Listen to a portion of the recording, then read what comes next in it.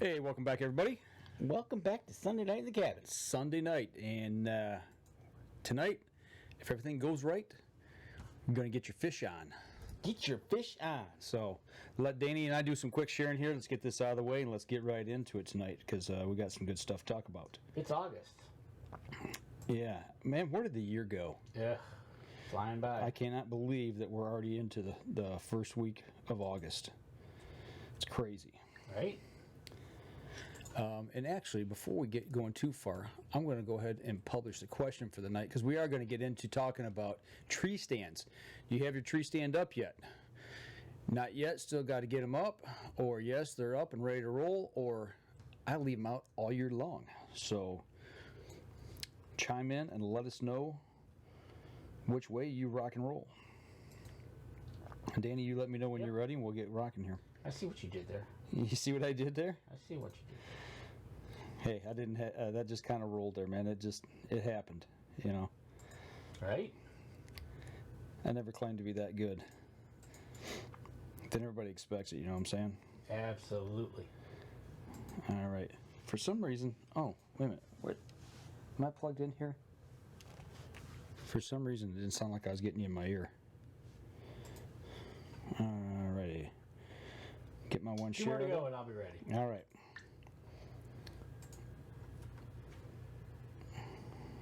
I don't want to do that.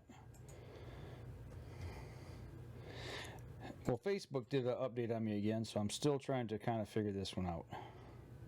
Hell, man, we've already got a bunch in the house tonight. That's good. People are piling in. Give us 1 second here. We're going to get going, folks. All right. Hey, Courtney, what's going on? All right. Going to talk a little fishing tonight, a little bit of tree stands. Mike Fortner, hey, hello, back at you. Hey, Deb, what's going on? All right. Let me know when you're ready, Mr. DeFall. Ready. Let's go. All right, here we go. Get this one going. And stand by in 3, 2, and 1. Welcome back to another episode of the Up North Journal Podcast, everybody. Your host, Mike Adams, sitting in the cabin tonight with Mr. Danny DeFall and none other than Mr. Ken Scicluna, who is on the water. Yes. Dude, you're looking good out there. Thank you. Feels good to be out here. As always. You're actually out on the boat, on the water, doing a little fishing.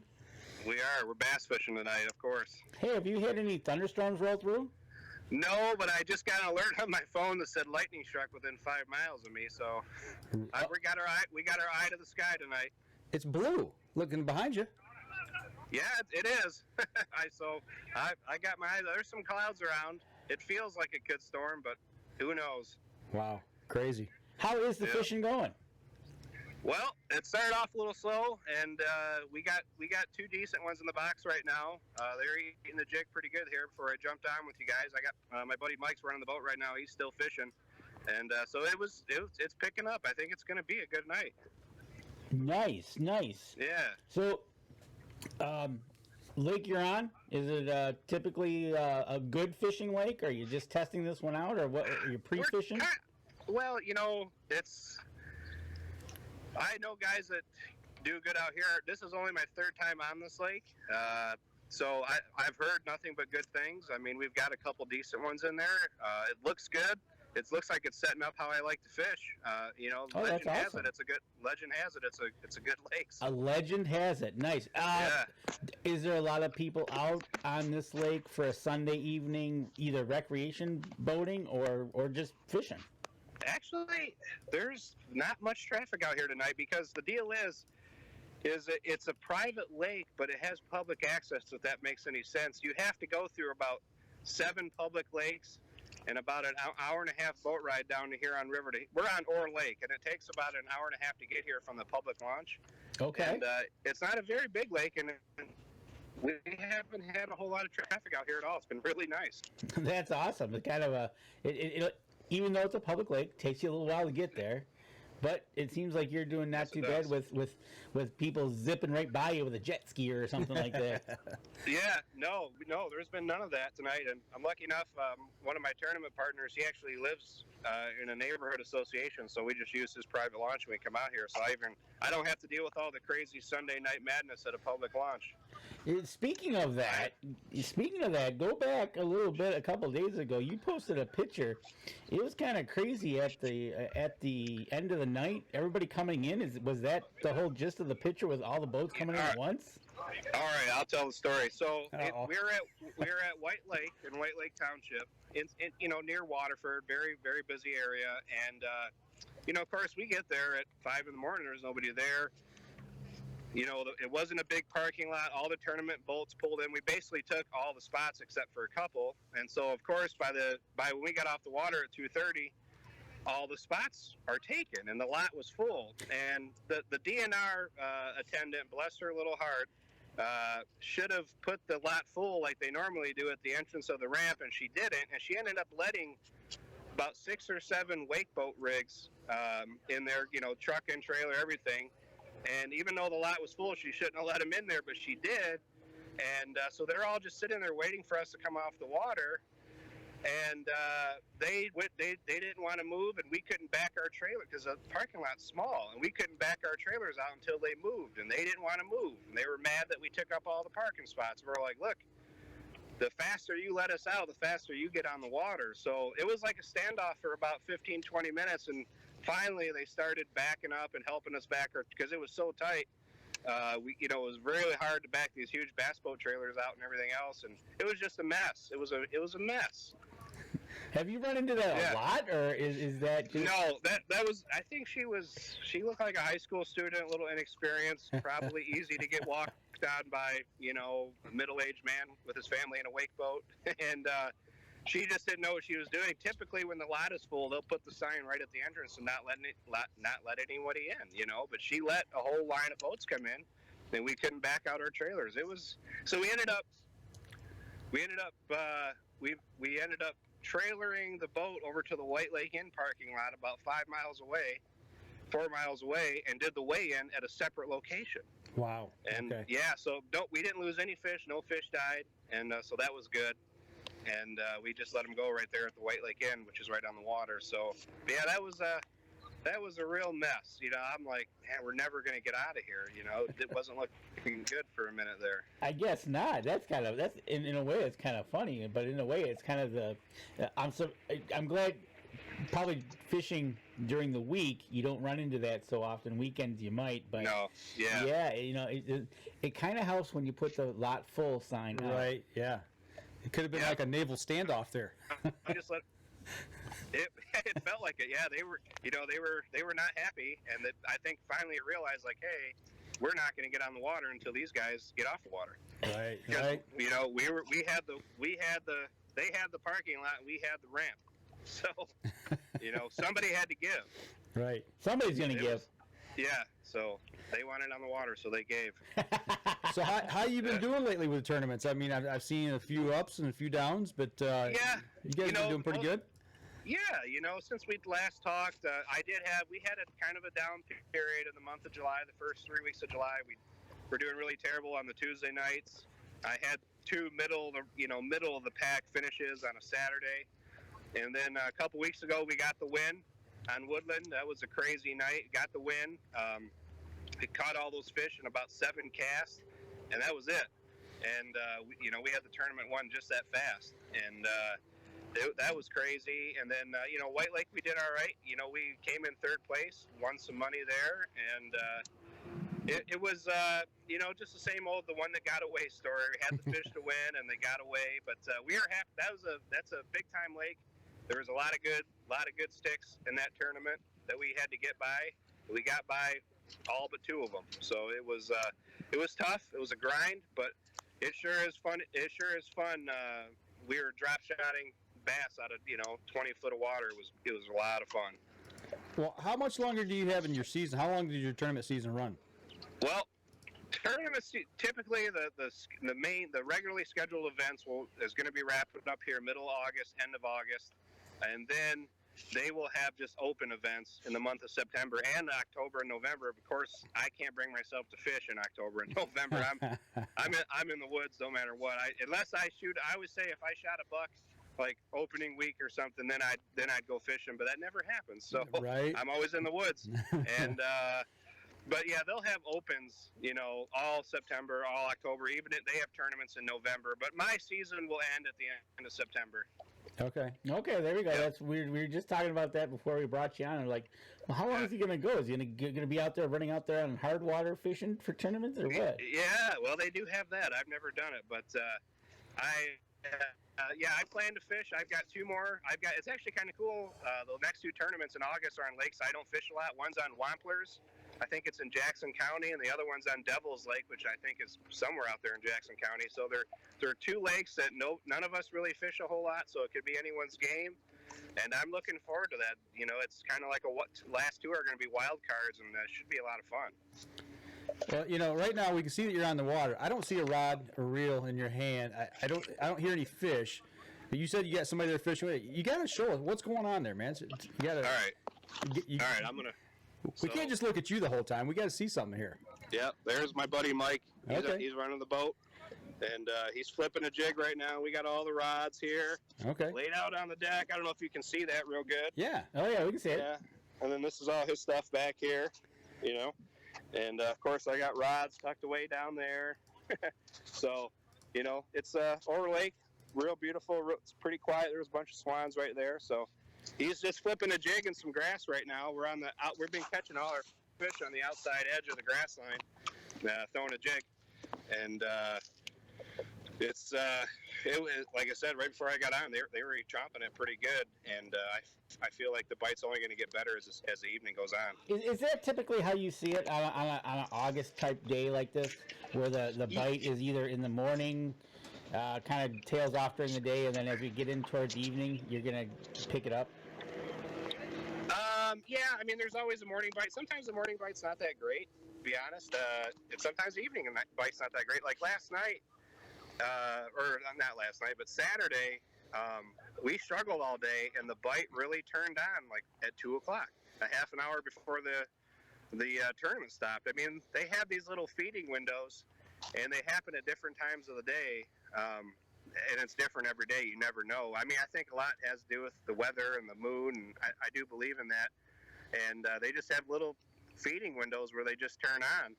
And but yeah, this time of year, they're either way up under the docks in heavy vegetation, or they're out deep like where we're fishing out, on the very edge of the weed line. Yeah. Now, is that because of the temperature of the water and the air temperature as well that's driving the fish where they are? Yeah, it's a combination of everything. Like they want to be like the bait fish is going to be where the most oxygen is, and that's going to be by the greenest weeds. And actually, the shallow water does hold a lot of oxygen too. And so wherever there's bait fish and cooler water, that's typically where they're going to be. And the docks and the pontoons and everything provide that shade. And I think the oxygen just maintains a little bit better in there in the shade. I could be wrong on that. I'm sure somebody can explain it better. But basically, from my understanding, you want to find green weeds that are putting off oxygen, and you find some deeper green weeds and some bait, and you're typically in business. All right, cool. Yeah, the summertime bite, it really, it's either going to be really shallow or deep. There's in between too, but for the most part, your bigger schools of fish are going to be shallow or deep. Nice. Yeah. I love fishing this time of year. The month of August, the jig bite really starts to fire up really good. That really just kind of turned on here the past few weeks, where they're starting to eat those bigger baits and the jigs. May and June, sometimes even a little July. It's if you want to catch them, you got to use more finesse, smaller type baits. But as the summer rolls on, the jig bite can get really good, and then the month of September is really tough. The fish are very scattered, and for some reason, September is a really, really hard month to catch them. So these are the good days right now that we're in. This is the prime of the year. Are they looking right now? I guess in all essence, like to feed now to bulk up for the winter. Are they thinking that far out ahead, or is it not like that? No, I think right now they're just eating, but that does happen. That does occur. I've never experienced it because, like I said, I'm always in the woods. Okay. But yeah, I mean, my buddies that fish are fishaholics, even worse than me. They fish all the way till ice up. And I've heard multiple times, some of the best fishing's right there in the rut. So when the deer are pre-rut, that's when the bass fishing, when they're really starting to put it on the feed bag for the winter. That's when they just eat and eat and eat. Gotcha. Yeah, okay. that could be that pre-spawn right before they spawn, and then right before ice up is some of the best fishing of the year. Okay. All right. I didn't know how that worked with them. So it's hit or miss. You know what I mean? Like same thing with pre-spawn. Like it's feast or famine. It's feast or famine both those times a year. All right. Well, speaking of feast or famine, how about we take a break and before we get feasted on by running along on the segment, and we'll step out and we'll be back after this break. All right, we'll be right back after this. Anybody out there that's got questions for the man on the water himself? We got Jason Pfister in the house tonight. Eric Gopel, hey, thanks for tuning in. Dustin Whirly Bird is back in with us tonight. What's going on? Tony Smith is watching as well. Yeah. All right. Thanks, guys, for tuning in, and gals. Actually, Courtney, she said that she hasn't been out on the lake in quite a while fishing. She does a lot of surf fishing, and she's over in New Jersey, right? Yeah, I think she's East Coast. East Coast, so she gets on the beach and chucks it out there. That can be a lot of fun. And then Whirly Bird, I wonder if he made it to Tim's show. Yes, he did. Oh, yeah. I got there late. Okay. I got done, so I couldn't referee, but I did go in and see the carnage. Nice. Yeah, no, they played nice. They all played nice. Tim and Dustin played very nice. Till the camera went off. Right. So, all righty.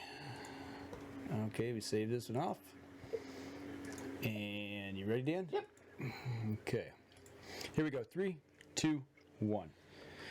Back for segment 2. Before we get cranking too long here on segment 2, do want to give everybody a quick shout out on huntersblendcoffee.com. Go over to their website, use the UNJ promo code, and you will save 10% on your order.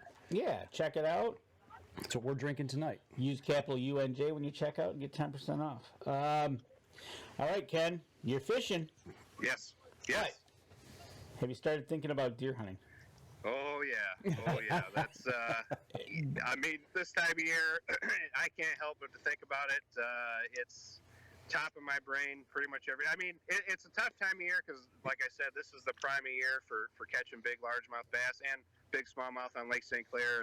This is it. This is the good days, but the nights are going to start getting shorter and cooler, and I've been thinking about hunting a lot. I was looking at my tree saddle the other day, kind of making sure all the pieces were in place, and I'll go on vacation here, not this week, but next week, and I'm going to take a day or two and just do what John Eberhart calls a speed tour of all my spots.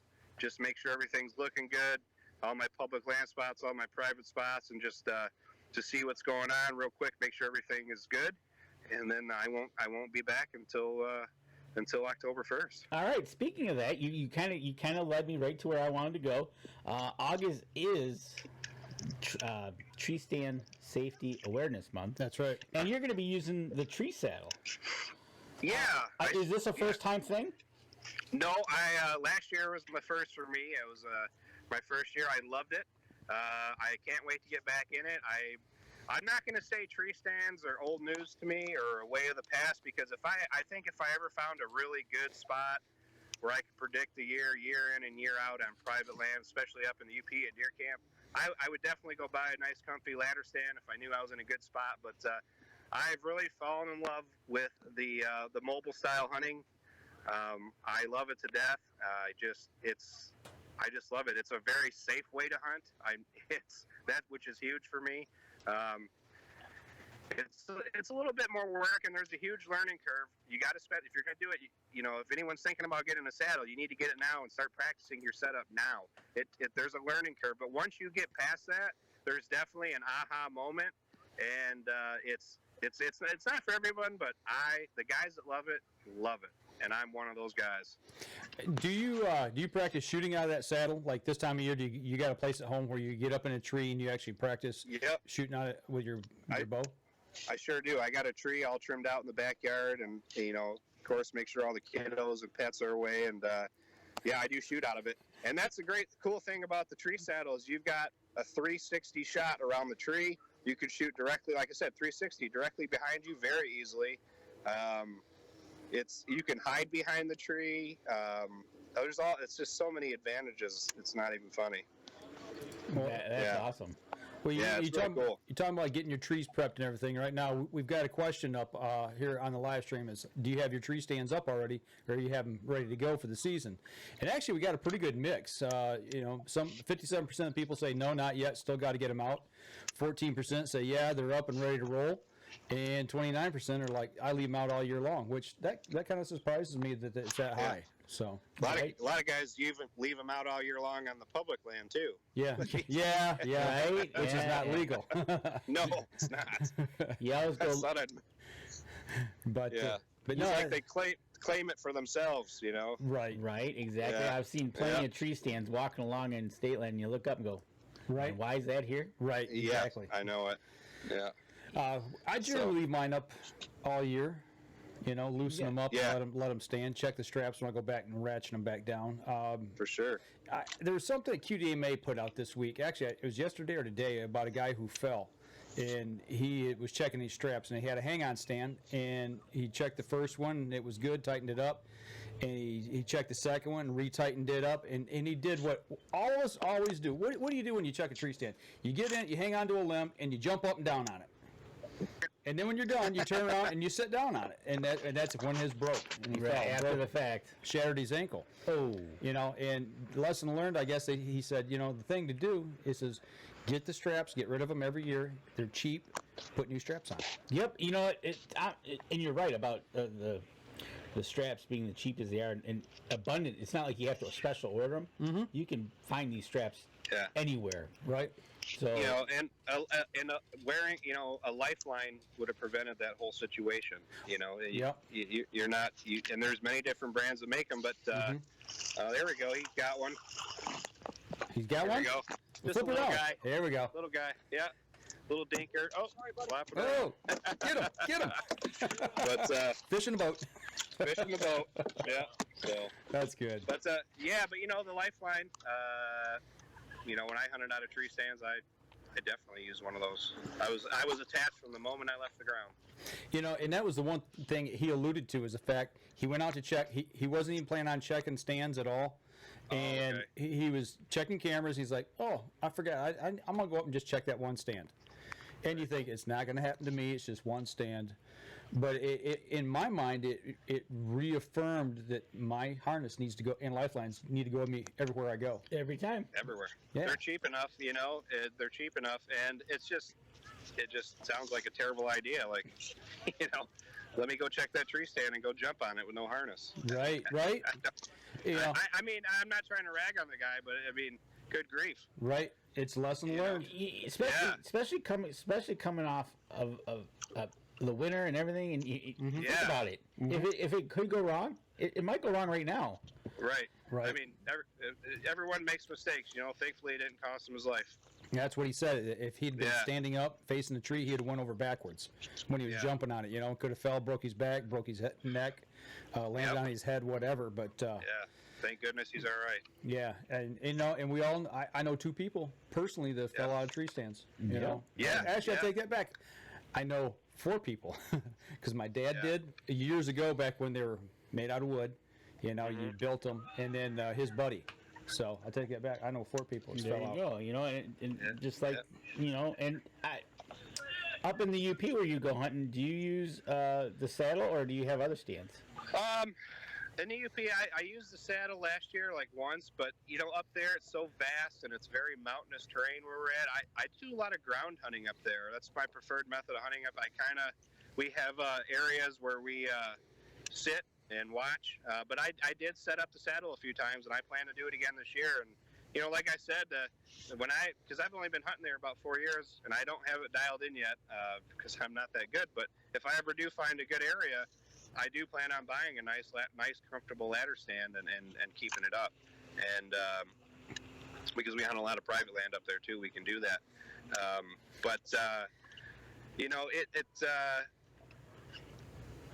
Yeah, I do. Yeah, I basically hunt from the ground more than anything up Okay. there. And we have a lot of blinds set up. Over the years, those guys have put up a lot of ground blinds, and I do a lot of walking, stalking, still hunting. Because you can get away with that up there a lot more than down here. It's more wide open. Right, exactly, and just and trust me, even if you're on private land, it doesn't mean your stand won't walk away.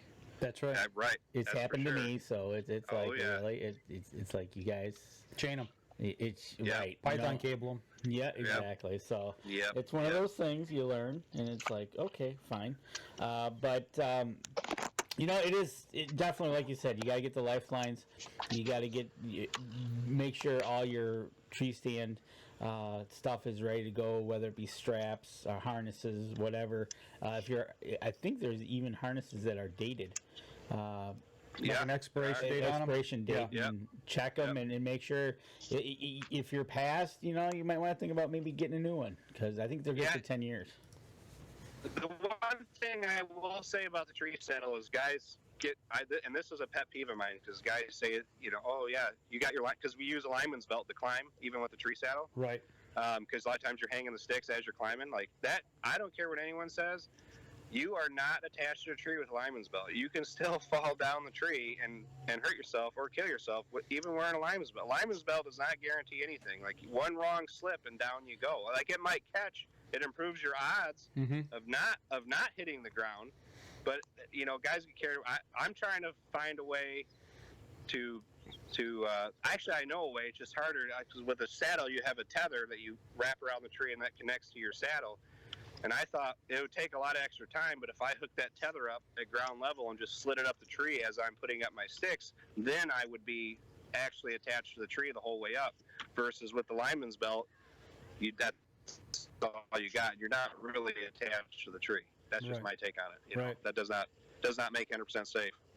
Well, and I'm trying to find a way to not do it. Right. Well, and that's always been a thing I've had in the back of my mind is I use lifelines. I use, my tether to the tree when I get up in the stand in my harness. But when you're putting a stand up, you're at the ground, you lean the stand up if it's a ladder stand, which is what I use now. Okay, so when it's time to go up, at what point, how do you get that line up to where it needs to be around that tree? Right. Right. You got to ascend at some point without a line, unless I'm sadly mistaken. And we're going to get somebody on the show here this month and talk about that. Absolutely. But Ken, do you have any suggestions? What do you think? Well, what I thought about, a lot of videos on this, and what you could do, it'd be a pain, but it'd be safe. Is what you could do is you get that ladder stand up there. If you got a set of climbing sticks, you set the climbing sticks up and climb up behind it. With a lineman's belt or, whatever, and then strap it that way. Instead of, as I've been there, I've done it, it was stupid, but you climb up that ladder stand, you're hoping that it doesn't rock off the tree. Right. You hurry up and ratchet it on. But I think if I were to ever do that now, I would just use my lineman's belt and my climbing sticks and climb up the backside and ratchet it that way. Yeah, that's my idea, Yeah. So are you when you're hanging, are you doing them by yourself, or do you have somebody with you? With this, when I do a ladder stand? Yeah. I've always done it by myself. I've never really had a hunting buddy. I'm pretty much lone wolf all the time. Okay. Gotcha. Yeah. Yeah. I hang all that stuff. I've hung a lot of ladder stands by myself, very stupidly over the years, and I'm never doing that again.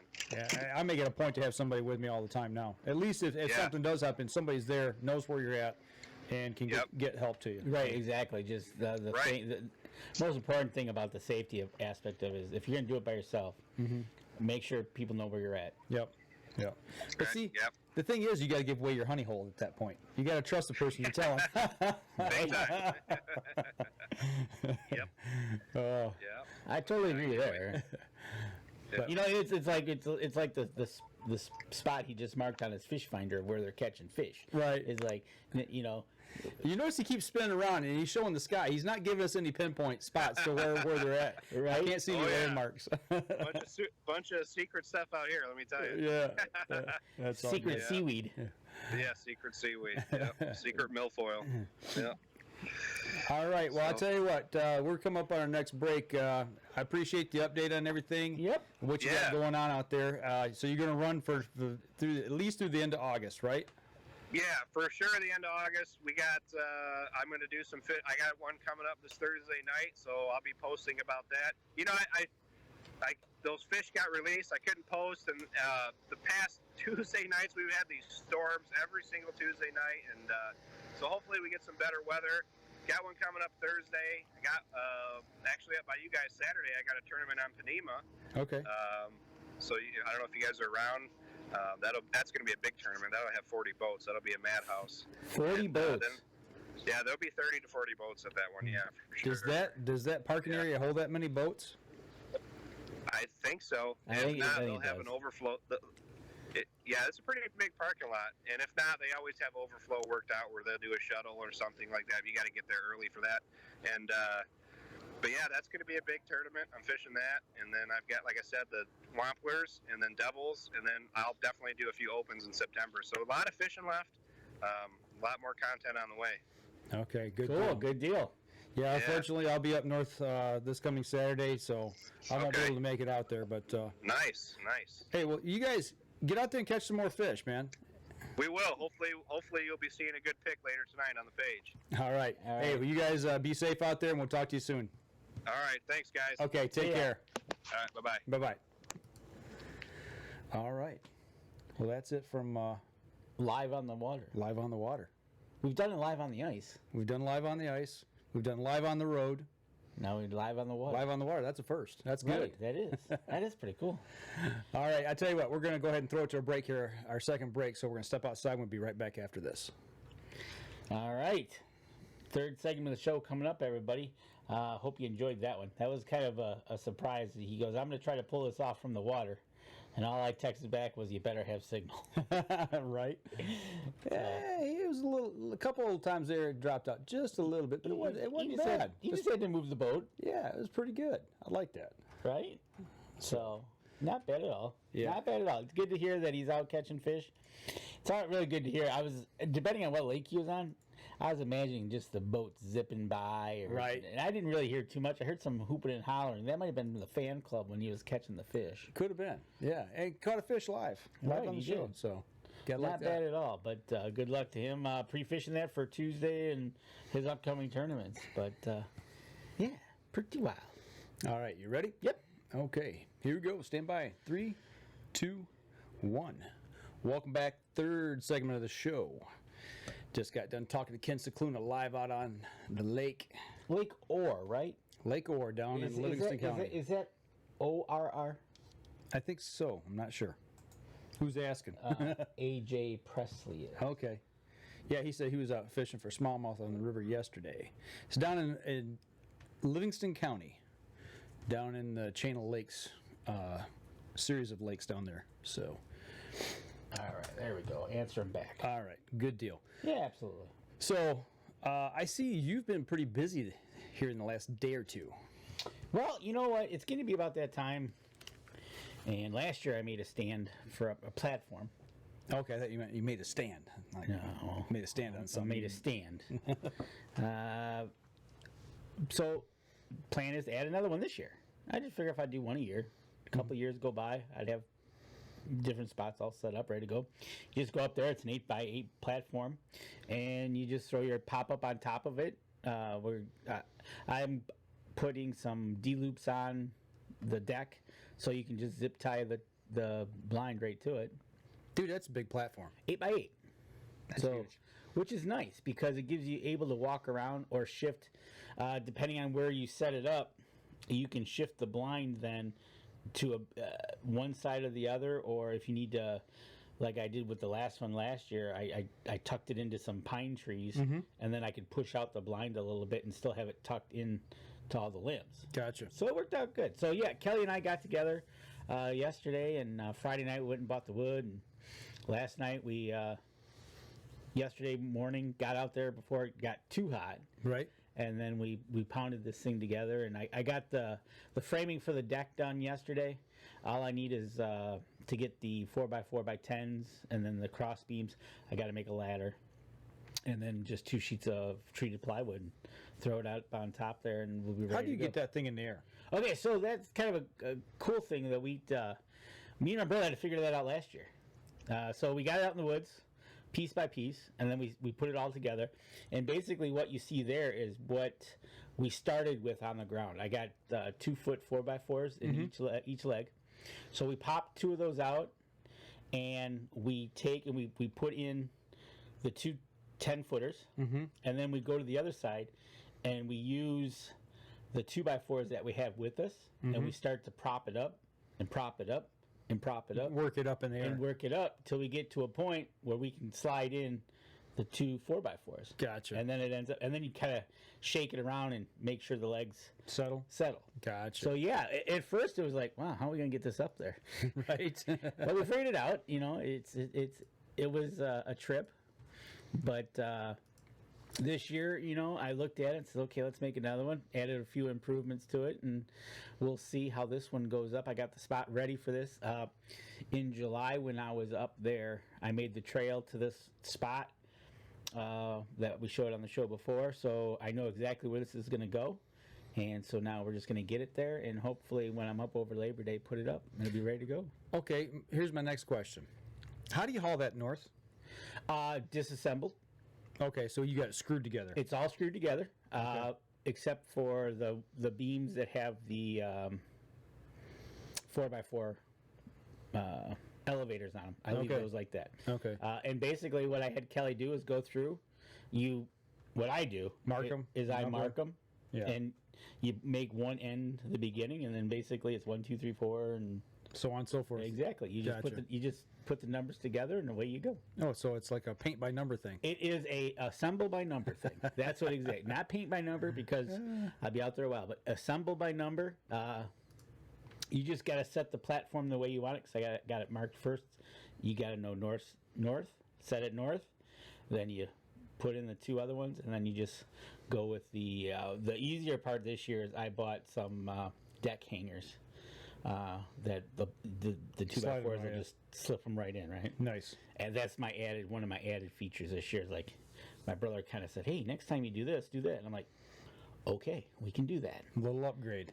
Absolutely. So hope to get that up there. And being 8x8, depending on what blind we throw out there on that thing, it'll accommodate all the blinds that in the arsenal. I've got some cousins. They've got those big, I think they're Barrett style. I mean, they're huge. We can even put one of those up there. So, Nice. yeah, exactly. So every year, just adding a little bit to the land, and I'm kind of putting this stand back in an old spot, which it seems that I thought it was going to change, but I don't think it is changing. So we're going to find out. So Okay. it might have actually opened up. Typically, you'll put your back. We put your back to the east, and you're facing the west, and so you were getting the prevailing winds coming at you, right? Right. So, but this one, it's in the same spot, but I think you're gonna have to sit with your back to the north, because what has happened with the cuttings is now that what's typically behind you is really thick, has now opened up. So now we've Gotcha. got some shooting lane through there. So I'm hoping that you won't get the ones that snuck behind you. You'll be able to catch them now. Okay. And yeah, it's going to go back in the old spot. The tree that it's replacing was harvested, because I found the old tree stand laying on the ground. Ah. That's how I found the stand. Okay. Like, here it is. Gotcha. So, but that's what I was doing the last couple of days, and is just getting ready and trying to get it done before noon yesterday, because it started to get a little warm. Yeah, it was. It's been hot all weekend. It was hot last weekend. I was down in Indiana doing our work as well. Yeah, Getting tree stands exactly. up, so. And it is hot out in the bush, and unfortunately, we're starting to, tree stand safety. We're starting to talk to your hunting, but things are going to start popping up here as EHD, and Actually, we talked a little bit about that before the show. exactly. So this is I almost want to say it's a changing month, Kind of is. because Yeah. things start changing now. I'll notice, I'll have to go look, but I'll notice the woods start to get, instead of that lush green, start to get that yellow to it. Yeah. Well, especially above the bridge, but even up around the bridge, you get way up north. When you go up Labor Day weekend, You're going to start to see some leaves changing. Oh yeah, absolutely. There's definitely some leaf change, and you'll be able to definitely see that they're now going into their 2 weeks ahead of us. Mm-hmm. They were 2 weeks behind us growing, and you'll start to see it in shortly after probably Labor Day. Middle of the month, they'll probably have their first frost. Right. Well, It's really cold. here this week, the temperature started dropping in the morning. We had one morning, it was I think it was like 48, 49 degrees here at home. It was kind of nice, wasn't it? You know, you wake up in the morning, it's like, whoa, wait a minute, what is that? Right? It was there was that crisp thing going on. You know, my trigger finger starts twitching, and Wait, now it doesn't have to be twitching because you're up to number 10. I heard. I just missed it before I came over. We'll have to talk about that next segment. Yeah, Because, but yeah, you know, it's that cold air. Last night, Kelly and I got out. We shot the bows. You know, and it was just, it was. It's that time of year to get out and start getting busy. If you're not out getting ready for deer season now, you're late. Right, and the deer were coming in when we were shooting the bows, and it was just one of those things. It was like, you know, they wanted to see what we were doing. So is that one of them? That's him. That's my resident buck. He's What happened to his ear? now he's behind his head. Okay, It's there. I thought maybe you shot it off. No. It was kind of funny. He actually came in last night as well, and he was watching me shoot my bow. Yeah. Yeah, he was like, "Wow, that's kind of cool." He said I was awesome. Kelly was awesome. He told you were awesome. Yeah, absolutely. He looked at me, kind of gave me the nod, Winked his eye. And winked his eye. Yep. Him. kind of lifted a hoof and waved it at you. Almost. Yeah. Sure. You know, and I think I want to say it might be his sister that he's with. He's been hanging around quite a bit, so I think I know which one he is from last year. Mm-hmm. But yeah, he's been around. He's been growing, and he's been, you know, foraging away. And I've just been watching him.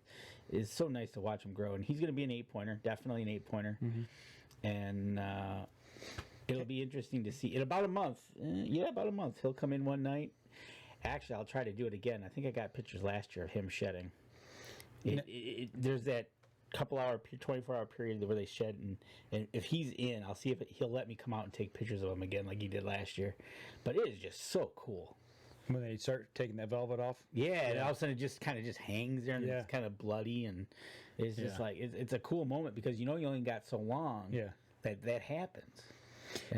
Have you seen any difference in your deer coming in since, I mean, we can't feed now, can't do any recreational feeding, and I know you used to do that. Yep. Has that changed the deer activity in your backyard? They tend to still come through. Yeah. They still come through. Actually, he actually did it too. They come through grazing. They graze on the back lawn. Okay. It's almost like I'm in the travel corridor. Okay. So I can see them going through the woods, and they'll come through, and they'll just be grazing on the grasses and the trees and leaves that are there. Like I trimmed some trees back last weekend, and I went and I piled them up out in the woods, and they were in there checking them out. They just go there and eat the leaves right off. Yeah. They just, you know, it was free food for them, so they just mowed them all down. So I just wondered, there was some talk I seen that was posted earlier today. I won't say who it was or anything like that, but the talk back and forth, and I see both sides, was about the baiting issue here in Michigan, you know, the recreational feeding, about how they've just stopped it this year, and people are still selling it. Oh, well, and there's some bigger stores that cater to the hunters here in Michigan, and I'm not saying the sporting goods store. There's other stores that typically sell things for outdoorsmen. Right, exactly. And there's the discussion was, is it the responsibility of the store to say, okay, it's against the law to use this, we're not going to sell it? Because that's what, like Cabela's and Bass Pro, they keep it out of their stores. They don't sell it. Or sorry, not them, Jay's. It was Jay's. Okay. MUCC said I was going to say. Yeah, it's Jay's. Okay. Well, down the one in Dundee down by Ohio, I mean, that's literally on the state line. I can understand the reasons there because, you know, people will travel. That's a travel corridor. People going to their hunts. But they said Jay's, being up in the middle of the state, they don't sell any more supplement or baits or anything like that to put out. So they're not even tempting the people. Exactly. So that's my point. Is it the responsibility of the store, or is it the responsibility of the hunter, or both? I mean, where does that responsibility lie?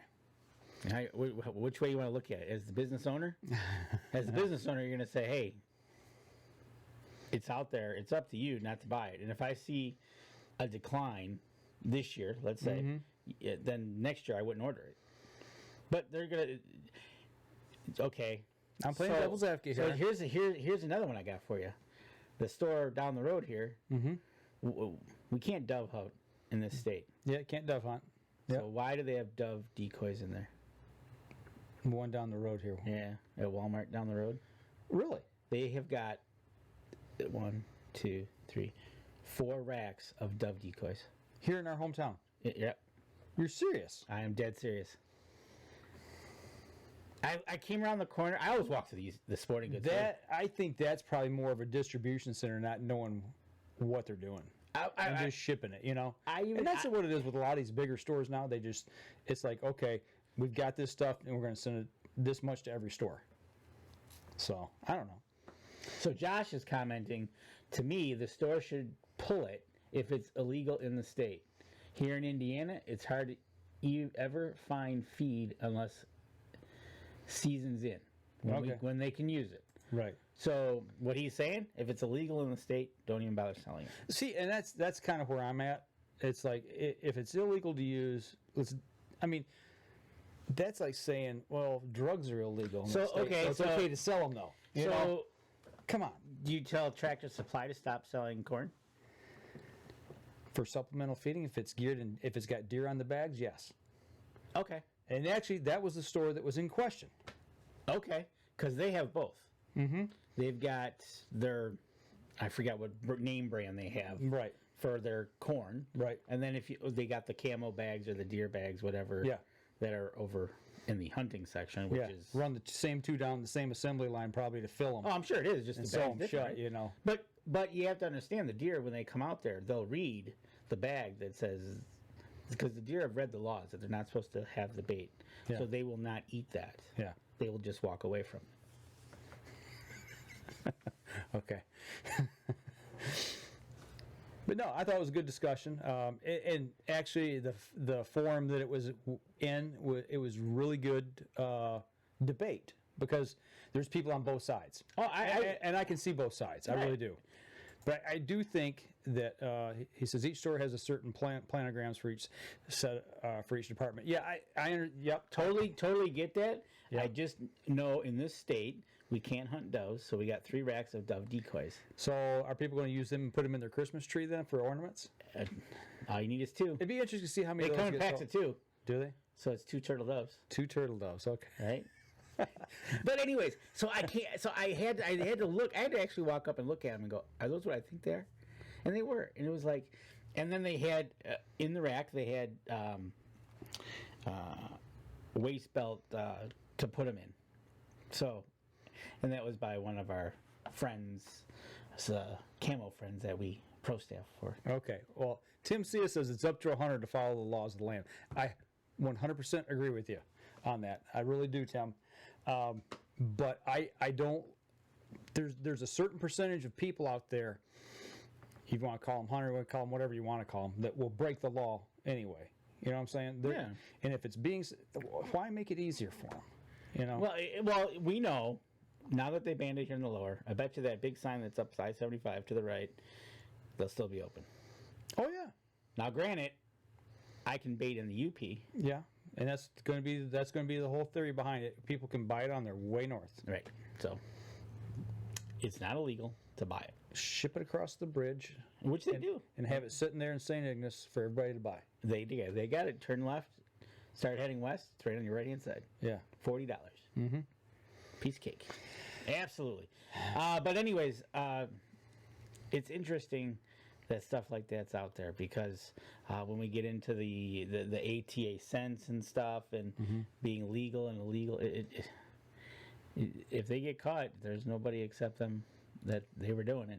I know. It's just kind of irritating. We have this discussion every single year, and we do, you know. And so now I'll explain to you why they can do that, because there's a weekend in the year that you can bait.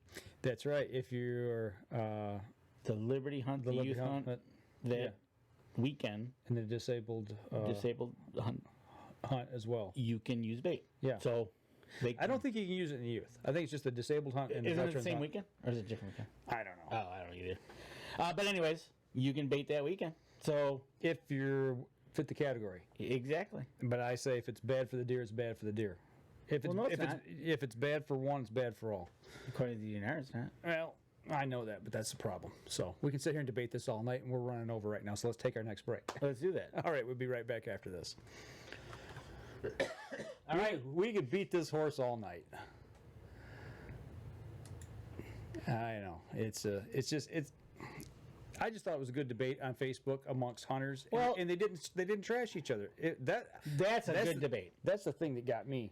Was they didn't trash each other, which that's almost like a West Virginian and a Virginian guy sitting in the same room. Oh, you're going to start that on our show tonight, huh? No, we're facilitating. That's what we're doing. We're feeding. We got Whirlybird over on one side of the corner, and we got Tim on the Guys. other side. I send all email to dandefaud@northjournal.com. So That's all I'm going to say. That's his doing right there. I'm not trying to stir it up tonight. I'm trying to be nice. Here we go. Stand by in 3, 2, and 1. Welcome back. Fourth segment. Dan is starting a state war here. Trying to, yeah. See, you got to listen to the commercials. Those of you on the podcast, go back and listen in between segment 3 and 4. That's all I can right, say. exactly. But yeah, so What were we talking about? just wanted to touch on. You said you had an itchy trigger finger with the coolness, I scratched it today but twice. you scratched it twice, and now you're up to 10. Yeah. Groundhogs are back at it again. You should have on your Jeep hood like Yeah. groundhogs, like you're a pilot. Yeah. How many Ks I got? Yeah. Yeah. The little vermin just will not stop. I'm going. Was there insane. any insightness of it ending? I don't know. We'll see now. I thought I only had one. I thought there was one left, and he was tormenting me for almost 2 weeks. He'd show up, and actually, I went to shoot my bow Friday night after work, and I grabbed my bow. For whatever reason, I walked out the front door and around to the back because I was going to open the gate because I was going to do long-distance shooting. Okay. And as soon as I come around the corner with my bow and I look up, there he was, and he looked at me and went, bye, and away he ran back into his hole. I'm like, I could never get the drop on him. Which hole is he using? The one in the back by the barn or by the Shed? building. Yeah. Okay. All right. So he So this morning I'm laying in bed, I'm asleep, and my daughter wakes up. My youngest daughter is here at home still. Dad, groundhog's out. And I'm like, instantly, man, bing! My eyes are wide open. I jump up out of bed, run in, and take the shot. And he's actually no, I take that back. I was gonna take the shot. And I'm up in my sniper's nest waiting, but he's in front of the garage door, and I'm like, okay, we're gonna wait for him to move a little bit. And he was kind of grazing and moving, so I just set the gun there against the wall, and I probably had a little too much water to drink through the night, so had to take care of business. okay. And I come back, and he's gone. I'm like, where is he? And my daughter's down the hall watching out the big window, and she's like, where'd he go? I said, I don't know. And all of a sudden, whoop, he pops up on our deck, on the step. Oh, on the deck? And she was like, there he is on the deck. So I swing around, and he's on the deck, and I get a clean shot. So once I hit and it goes through him, it's going to go into the grass. Okay, I was gonna say. So I rocked him off the step. You kind of gave him the eviction notice off the top step. Yeah, it's like, how dare you come up to my house on my step and play them games? How was his landing? Flat. Good 10.0? Yeah, he was flat out. So, no, I took care of that, and I thought, okay, good, we're done. Because we've been seeing one. Okay, you got him. And I was waiting on you to come over for the show tonight, and lo and behold, I went upstairs for something real quick. I was going to change. I don't know. I was going to get my shirt on for the show, and I look out the window, and there's another one. And I'm like, oh no, you don't. So I pierced his ear. Both ears. Yes. Nice. So you've got 10 and your neighbor's got one, right? Yeah. So now you've got 11. Yeah. You're either going to get a dozen or a baker's dozen out of this year. I don't know. I've had it. I'm done with them. I don't like them. I don't want to see another one. Like you said, they mess up your lawn. They mess up. They're underneath your buildings. Yeah. They're underneath the outbuilding back there. That's what worries me. And they got a runway underneath the little shed up here in the front. So Right, exactly. So, stick of dynamite would take care of it. it would take care of everything. And your building. Yeah. But anyways, no. So your trigger finger's getting itched. It got scratched. It's funny, and they just keep coming back. It's maddening, you know. I mean, yeah, the first couple, it's like, okay, this kind of, you know, it's a game, you know. It's like, okay, I'm pick them off here, get a little target practice in. But now it's just like, come on, man, I've had enough. You know, ammo's not cheap. Don Edwards says most groundhogs are smarter than any buck I've ever run across. Right? Isn't that the truth? I mean, he knows when I work. He knows when I come home from work. You know, it's maddening. Absolutely. I've really had trouble with this last one. It's taken me almost 2 weeks to get him. Well, now I know there's two. And I don't know their breeding habits or cycles or whatever it is, but I think they're a spring breeder, but they may be like rabbits. They may have multiple litters. I don't know. I was gonna say if you let one of the females get another litter or whatever they have, yeah. I don't know how many they have, but come next spring you just might have this problem again. Well, the one that came up on the deck was a female. Okay. The other one, I didn't pay any attention. I was so mad. I just got the shovel and threw it out in the field. Didn't care at that point. So, hey, getting back to our poll. Right now, do you have your tree stands up already out in the field? And our poll's running right now live, and not yet. Still have to get them up. It's 56%, so just a little over half of you still got to put tree stands up. But 33% of you leave them out all year long, and only 11 say that there are. Yep, we've already got them done and up and out. Mine, I fit that category. Mine are up and out. I might move a couple. Yours are up and out. Yeah, but they haven't had their final place for the year though. the ones in Indiana have. Oh, okay. Yep, I just put those up last weekend. The ones up here in Michigan, we haven't moved them. May do that next weekend. Don't know yet. Next weekend is going to be busy. I mean, it's going to be really busy. I was going to go up into elk country. We're having a meeting at our camp, but something else came up, and we're going to do some work around the property, and I got an invite to go over to another camp. Okay. So Go check out. Yeah. Go check out the neighbors there. we got some things to do. You are the groundhog commander.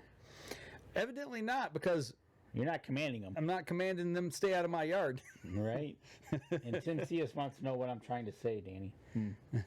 I'll let you two Virginia and West Virginia guys figure that out. Danny's trying to start something. That's all he's trying to do. Yeah, so hey, as long as it's not here. But anyways, so you're gonna be heading up north, and I'm going to a wedding in Chicago. So Okay. Well, you enjoy that. the wedding I will. The place I won't. I hope to do maybe even in the evening, Saturday evening, maybe do a cast or two Oh, and the up at camp. Yeah, yeah, I hope. sure, why not? But I have a feeling we might be working till dark. Well, that could be. Might be one of those. You could actually go after dark out there. Yeah, you could. I don't know how the bugs are right about now, but Probably fierce. you know what? That's one thing I have noticed. Mosquitoes have not been aplenty around here, and I don't know why. I think it might be because it's dry, which I thought was kind of wet. It was wet in the spring and halfway through the first part of the summer, but now in the last month and a half, 2 months, it's been bone dry. You know, and like you talked, I kind of start to worry a little bit about EHD. Yeah. I got a few trail cam photos sent to me today from down in Indiana, and there was one that was looking not so healthy. Kind of looked in And my question was, you know, EHD question mark, and David said, yeah, he said it's what kind of looks like. So right, exactly. And I hope not. you hope if it is, it ends up being light. If you, Yeah. you don't need a like it happened down a little bit south of here where it just Oh yeah, yeah. hit it really hard. But yeah, that's one of the things. But I just noticed that because like when I was running, I went just before I came here, I went and ran my dogs out in the woods, and normally about evening, it's like you go out there and it's like, Right, you get eat up. but it didn't happen. And I've been noticing that, and I just, but hopefully your EHD is August, so this will be the month of it. Yeah, yeah. So hopefully that won't. We take can off. get to like the middle of September without any huge outbreak. Yep. Be doing good. Something else. I was down there all last Saturday. All day we were out in the field, except for like maybe an hour to go eat lunch. And I mean, in the field, in the deep, thick stuff, nasty. It grew it up a lot, slugging tree stands through the underbrush. I didn't get a tick on me. Do they have ticks down there? Yeah. They do? Oh yeah. But you didn't get one on you? Did not get it. I checked and checked and checked and checked. That's awesome. Yeah. I was shocked. You got something else on you, though. The plant you decided to walk through. Yeah, the stinging nettles. Stinging nettles. That's the name of it. I got it. Which you didn't know nothing about. I didn't know. No, nobody warned me about those. And I was standing right in the middle of them trying to figure out why I was itching like crazy. You walked right through? Walked right through them. I guess you'd call a patch of it, right? Yeah. So, yeah, and it was about chest high. And they sting. Yeah, it does. Evidently, they're pretty bad. Right, exactly. So you learned about that, but you didn't get a tick, which is kind of surprising considering the thick stuff you were telling me you were walking through, the fields, the woods.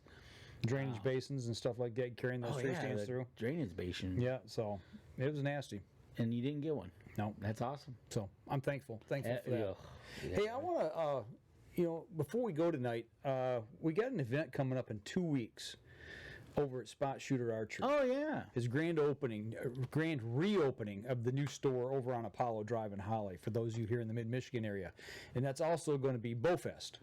Yep, I think I posted the flyer to the page. Yep.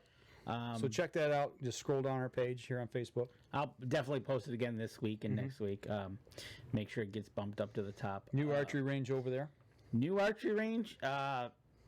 Go in. It's going to happen in 2 weeks. He's going to have Bless Your Bows pasture there. And then the week after that, or actually that week of, right after that, 5 days after, on the 22nd of August, starts his first indoor archery league. It's a short one, real short 4-week league. Thursday night, 6:30.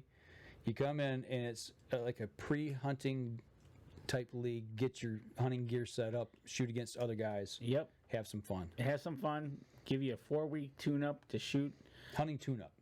Tune-up. Give you 4 weeks to shoot. So it ain't going to be that bad. It'll start the 22nd. So that's 2 weeks left in August, 2 weeks into September. So by middle of September, you'll be done in a league, ready to go for a hunting season. Thursday nights. Not bad. Not bad at all. And you got to like it because he's going to have refreshments and stuff there. I do believe you'll be able to purchase. Yep. Danny and I will be there, so come over, shoot with us. We'll be there, and then we should be ready. That'll take us to the middle of September. Mm-hmm. Man, like you said in the beginning of the show, where's this year gone? Right. Now, speaking of tuning up and getting ready for hunting seasons, kind of like what we're talking about tonight, you shot your hunting bow or your target bow this week? I shot them both. Both. I shot them both last night, and they both hit the bag. So I'm good. I like it. They hit the bag? Yeah. Hit the target? Yep, absolutely. Hit the bullseye? Yep. I know exactly where they're shooting. Okay. So for whatever reason, my elbow is now in pain. I don't know why. Got to work that thing out some more. Man. It was weird. I never had that before. And all of a sudden, it was like, ow. Have you shot a lot this year or this summer? I haven't shot a lot this summer. That's probably why. Because I shot a pretty good amount. I mean, I was shooting every week, consistently. Right, exactly. Not every day, but every week. Usually I don't get that because doing the weights. Yeah. Usually stretches out and I'm good. But stay tuned on that. Well, I got the sight tape done on the shoot down. All right. Oh my gosh. I never knew a little tiny piece of paper could be so cool. Right? Put that into that program and print that thing out, put it on the side, line that up where it's supposed to be. And I got home, I shot over at Jim's over at the range. I shot 20 yards. Well, okay, 20 yards, there's not a lot of room there. I mean, there's a little bit of variance, but when you start stepping back, that's when you notice, does it work or not? Right. So I immediately went to 40 yards. Okay, good there. Step back to 50. Okay, it's good. Dude, I got back to 80 yards. And you were the last shot of the night was 1.5 inches out of the bullseye at 80 yards, and I went, wow. See? Just wow. Makes a big difference. It is. Yeah, I mean, any errors are me now. Right? It's so cool. Your equipment's ready. It's not all you, right? So that thing is ready to go for indoor leagues. I got the Evolve 28 out tonight to do some shooting, getting ready for hunting season. And I got that out and started at 40, went 40, 50, and 60. And as I started stepping back, I started shooting more to the right. So I made it after I shot 60. My last group I shot at 60 was, I don't know, probably a 3-inch circle. There you go. A little bit smaller than a softball.